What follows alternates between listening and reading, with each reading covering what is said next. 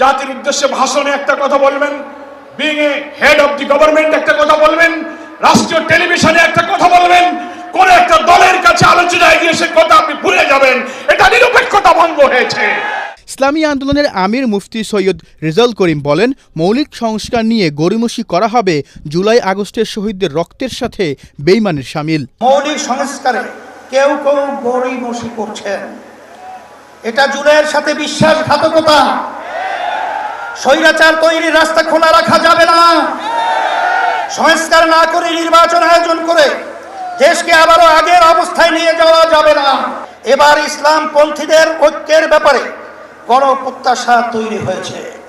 যদি আমরা একত্রে নির্বাচন করতে পারি, যদি কার্যকর ঐক্য গড়ে তুলতে পারি, তাহলে বাংলাদেশে ইসলামপন্থীরাই হবে প্রধান রাজনৈতিক শক্তি। মঞ্চে যারা আছে যদি মুনাফিকি না করি, মুখের এবং কাজের কথা যদি একসাথে থাকেন, মুখের সাথে কাজের যদি মিল থাকেন, আমি এই লক্ষ জনতার সামনে কসম করে বলতে পারি, আগামীতে ক্ষমতায় যাবে ইসলাম, ক্ষমতায় যাবে ইসলাম।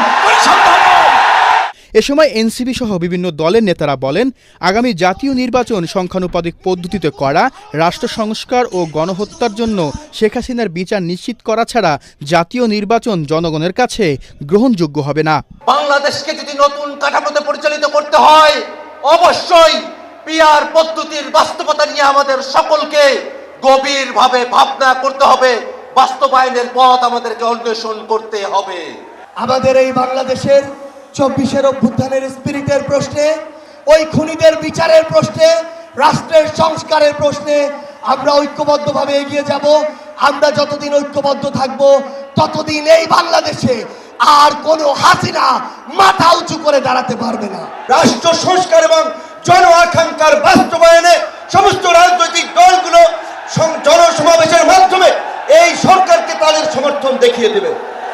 তাই আমরা বলতে চাই, কোন দু একটি দলের উপরে ভিত্তি করে দু একটি দলের কথায় সংস্কারের নকশায় পরিবর্তন আনা যাবে না।